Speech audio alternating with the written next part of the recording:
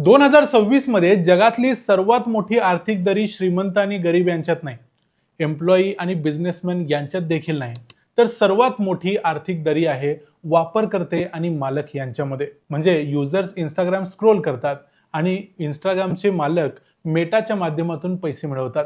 Users chat GPT वापरतात, owners AI revolution मधून पैसे मिळवतात. युजर्स अमेझॉन वरून शॉपिंग करतात आणि ओनर्स अमेझॉन बरोबर मोठे होतात. युजर्स गुगलवरती सर्च करतात, ओनर्स गुगलच्या ग्रोथमध्ये सहभागी होतात आणि त्यातून पैसे मिळवतात. आणि ही समस्या आहे की कोट्यवधी लोक पहिल्या कॅटेगरीमध्ये येतात आणि फार कमी लोक हे दुसऱ्या कॅटेगरीमध्ये असतात, म्हणजे ओनर्स होतात.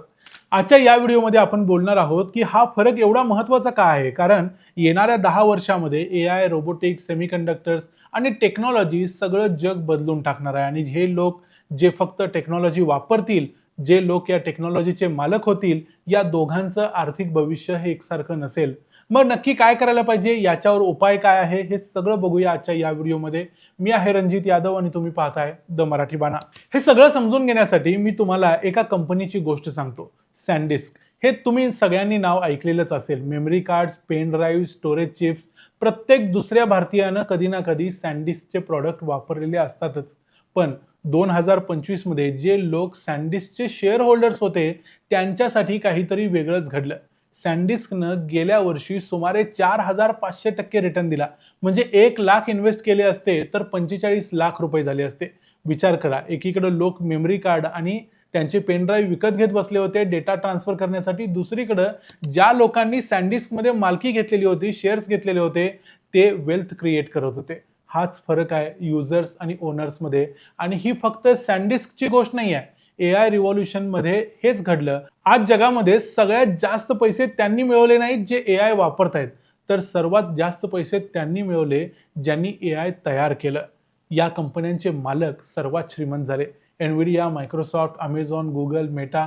आता एक विचार करा, एनव्हिडियाचे फाउंडर जेन्सेन हुआंग हे एकेकाळी एका रेस्टॉरंटमध्ये वेटर म्हणून काम करायचे.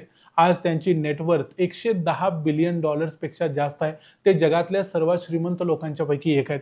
कारण त्यांनी फक्त टेक्नॉलॉजी वापरली नाही, तर ती त्यांनी तयार केली, बिल्ड केली आणि त्याचे मालक झाले. जे लोक 1999 मध्ये एनव्हिडियाचे शेअर्स घेऊन बसले होते, त्यांचे पैसे आज 50,000 पट झालेले आहेत. म्हणजे त्यावेळी फक्त 10,000 रुपये एनव्हिडियामध्ये गुंतवले असते तर आज 50 कोटी रुपये झाले असते. आणि बरेच लोक इथे खूप मोठी चूक करतात. त्यांचं संपूर्ण आयुष्य एकाच गोष्टीवर आणि एकाच देशावर अवलंबून असतं, ते म्हणजे भारत. पगार भारतातून, घर भारतात, सेव्हिंग भारतातून, म्युच्युअल फंड्स भारतात, रिटायरमेंट भारतात आणि सगळं उत्पन्न पण भारतात. त्यामुळे सगळी गुंतवणूक भारतात आणि सगळं भविष्य देखील भारतात. आता याला चुकीचं समजू नका. मी असं सांगत नाही की भारतात इन्व्हेस्ट करू नका. नक्की करा, मी स्वतः देखील करतो. पण एक साधा प्रश्न स्वतःला विचारा, जर जगाच्या संधी फक्त भारतापुरत्या मर्यादित नाहीत, तर तुमचा पोर्टफोलिओ का भारतापुरता मर्यादित आहे? इथं एक धक्कादायक गोष्ट सांगतो, जगातल्या टॉप 10 कंपनीजमध्ये एकही भारतीय कंपनी नाही. Apple, Microsoft, Nvidia, Amazon, Alphabet, Meta, Tesla, Samsung, TSMC, Berkshire Hathaway यातली एकही कंपनी भारतीय नाही. म्हणजे जगाची खरी संपत्ती कुठे तयार होते, तर ती भारताबाहेर. आणि आपण मात्र भारतात गुंतवणूक करत बसलोय. 1990 मध्ये जपानचा स्टॉक मार्केट जगातला 1 नंबरचा होता. त्यानंतर तो इतका कोसळला की आजही तो त्याच्या पीकला कधीच पोहोचलेला नाही. म्हणजे एकाच देशावर पूर्णपणे भरोसा ठेवणं धोकादायक ठरू शकतं, हे इतिहास सांगतो. आणि इथं तुम्हाला मी एक इंटरेस्टिंग पण थोडंसं त्रास देणारं सत्य सांगतो. गेल्या वर्षी US मध्ये S&P 500 ने जवळजवळ 30% रिटर्न दिलाय, तर निफ्टीनं 0% रिटर्न दिलाय. आणि त्याचबरोबर डॉलरची व्हॅल्यू नेहमी वाढतच असते, त्यामुळे रुपया देखील घसरतो. त्यामुळे US मध्ये इन्व्हेस्टमेंट केली तर तुम्हाला दरवर्षी डॉलर आणि रुपयातला जो फरक आहे, त्याच्यामुळे 8 ते 10% एक्स्ट्रा रिटर्न मिळतो. आणि म्हणूनच जगातले सगळे स्मार्ट इन्व्हेस्टर्स फक्त एका देशामध्ये अडकून पडत नाहीत, ते वेगवेगळ्या देशात इन्व्हेस्ट करतात. डायव्हर्सिफिकेशन म्हणजे फक्त वेगवेगळे स्टॉक्स नसतात किंवा वेगवेगळ्या प्रकारच्या इन्व्हेस्टमेंट नसतात, तर डायव्हर्सिफिकेशन म्हणजे वेगवेगळ्या कंट्रीज सुद्धा असतात. आता हे जरा आकड्यांमध्ये समजून घेऊया. 2015 मध्ये जर कोणी निफ्टी 50 मध्ये 1 लाख रुपये गुंतवले असते, तर आज ते साधारण 3.5 लाख रुपये झाले असते. चांगलंच आहे. पण त्याच वेळी जर त्यानं S&P 500 मध्ये तेवढेच पैसे गुंतवले असते, तर आज ते 7 लाखापेक्षा जास्त झाले असते. आणि डॉलर मजबूत झाल्यामुळं रुपयामध्ये ते जर कन्वर्ट केलं तर ते 8.5 लाखाच्या वर गेले असते. म्हणजे फक्त एक निर्णय, एक वेगळी दिशा आणि तुमचे पैसे जेवढे व्हायचे त्याच्यात डबल झाले असते. डबल काय, जवळजवळ 2.5 पट झाले असते. वॉरन बफेट एकदा म्हणाले होते की risk comes from not knowing what you are doing. आणि आज बहुतेक भारतीय गुंतवणूकदार ही चूक करतायत. ते फक्त एकाच मार्केटला ओळखतात आणि बाकी जगाच्या संधी त्यांच्यासाठी अदृश्य राहतात आणि ते फक्त वाट बघत बसतात की फॉरेन इन्व्हेस्टर्स भारतात इन्व्हेस्ट का करत नाहीत. ते का करतील? कारण फॉरेन मध्ये सगळ्या संधी आहेत. आता प्रश्न येतो, जर एखाद्या सामान्य भारतीय गुंतवणूकदाराला हे सगळं करायचं असेल तर त्यानं कसं करावं? कारण ऍपल, मायक्रोसॉफ्ट सारख्या कंपन्या याचे शेअर महाग वाटतात. 30,000 रुपयांचा एक एक शेअर असतो. एवढे पैसे प्रत्येकाकडे नसते. त्यात आपण भारतात बसलेलो असतो. एकाच वेळी आपण इन्व्हेस्ट करू शकत नाही आणि ही समस्या सोडवायचं काम करतं IND मनी नावाचे ऍप. आज जरी तुमच्याकडे फक्त 100 रुपये असतील तरीही तुम्ही अमेरिकेच्या स्टॉक मार्केटमध्ये इन्व्हेस्ट करू शकता.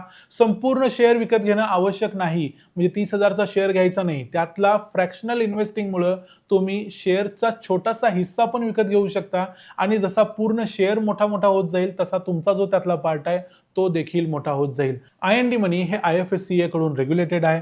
गिफ्ट सिटी गुजरातमध्ये. साध्या शब्दात KYC इंडियामध्ये होतो आणि इन्व्हेस्टमेंट इंडियन रेग्युलेटरी सिस्टीमच्या आतच राहते. जरी काही प्रॉब्लेम झाला तर तुम्ही इंडियन सिस्टीमच्या संरक्षणात आहात. कुठल्याही फॉरेन लीगल सिस्टीमच्या भानगडीत तुम्ही अडकत नाही आणि म्हणून फॉरेन इन्व्हेस्टिंगचा जो फिअर फॅक्टर सांगितला जातो तो इथं कमी होतो. आणि जर तुम्ही शिस्तबद्ध पद्धतीनं इन्व्हेस्टिंग करायचं ठरवलं तर 500 रुपयांपासून SIP सुद्धा करता येते आणि मार्केटला टाइम करायची गरज नाही. सर्वात महत्त्वाची गोष्ट, मार्केट कधी वर जाईल कधी खाली जाईल कोणालाच माहिती नाही. वॉरन बफेटला सुद्धा माहिती नाही. म्हणूनच शिस्तबद्ध पद्धतीनं इन्व्हेस्टिंग करत राहणं प्रेडिक्शनपेक्षा जास्त पॉवरफुल असतं. आणि एवढंच नाही, IND मनीवर तुम्ही साऊथ कोरिया, तैवान सारख्या देशांमध्ये देखील इन्व्हेस्ट करू शकता ग्लोबल ETFच्या माध्यमातून, जे US मध्ये लिस्टेड आहेत. या कंट्रीजमध्ये आजकाल AI आणि सेमीकंडक्टर चिप्समध्ये मोठ्या प्रमाणावर ग्रोथ होते आहे. टॅक्स फायलिंगची ही कटकट नाही. IND मनीचे टॅक्स सेंटर आपोआप सगळे टॅक्स रिपोर्ट जनरेट करून देतं. त्यामुळे डाउनलोड करा, CA ला द्या आणि काम संपलं. आणि IND मनीवर अकाउंट ओपनिंग प्रोसेस पूर्णपणे डिजिटल आहे. तुम्हाला कुठेही जायला लागत नाही, कुठलाही पेपर साईन करायला लागत नाही आणि त्यामुळे कोणतेही चार्जेस देखील लागत नाही.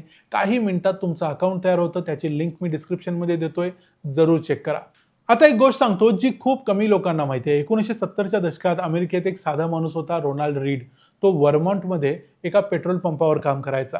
नंतर तो एका सुपरमार्केटमध्ये द्वारपाल म्हणून काम करायला लागला. त्याचं घर जुनंच राहिलं, कपडे साधे राहिले, पण तो एक गोष्ट नेहमी करायचा, दर महिन्याला थोडे थोडे पैसे जगातल्या चांगल्या चांगल्या कंपन्यांमध्ये इन्व्हेस्ट करायचा. Amazon, Johnson and Johnson, Procter and Gamble. आणि तो ते विकायचाच नाही, बसून राहायचा. 2014 मध्ये वयाच्या 92व्या वर्षी त्याचं निधन झालं. तेव्हा लोकांना समजलं की या द्वारपालाकडं जवळजवळ $8 मिलियन म्हणजे 75 कोटी रुपयांची संपत्ती होती. ती त्यानं त्याच्या मृत्यूनंतर दान केली रुग्णालयांना, लायब्ररीजना. हे ऐकून वाटतं की फक्त अमेरिकेतच हे शक्य आहे का? पण IND मनी सारख्या प्लॅटफॉर्म्समुळे हे तुम्हाला भारतात बसून देखील करता येऊ शकतं. रोनाल्ड रीडने जे काही दशकापूर्वी केलं ते आज तुम्ही 500 रुपयांपासून सुरू करू शकता. फरक फक्त एवढाच आहे की हे त्याला करायला एक ब्रोकर लागायचा, तुम्हाला एक ॲप लागतं. ओनर बनणं कधीच एवढं सोपं नव्हतं जेवढं आज आहे.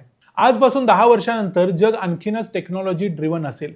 AI आणखी पॉवरफुल होईल, रोबोट्स आणखी कॅपेबल होतील, सेमीकंडक्टर्स आणखी इम्पॉर्टंट होतील, क्लाउड कॉम्प्युटिंग आणखी मोठी होईल. हे सगळं होणारच आहे. प्रश्न हा नाही, प्रश्न हा आहे की तुम्ही कोणत्या बाजूला असाल. युजर्सच्या बाजूला असाल की ओनर्सच्या बाजूला. कारण इतिहास वारंवार एकच धडा शिकवतो, जे लोक फ्युचर वापरतात त्यांचं आयुष्य बदलतं, पण जे लोक फ्युचर ओन करतात त्यांची वेल्थ बदलते. आणि या दोघांमधला फरक खूप मोठा आहे. फ्युचर घडत आहे प्रत्येक दिवशी, प्रत्येक क्षणी. फक्त प्रश्न एवढाच आहे की तुम्ही त्या फ्युचरला फक्त पाहत राहणार आहात की त्याचा एक छोटासा हिस्सा विकत घेणार आहात. मित्रांनो, ही एक अतिशय जबरदस्त संधी आहे. ती संधी सोडू नका. IND मनी ॲपचा वापर जरूर करा.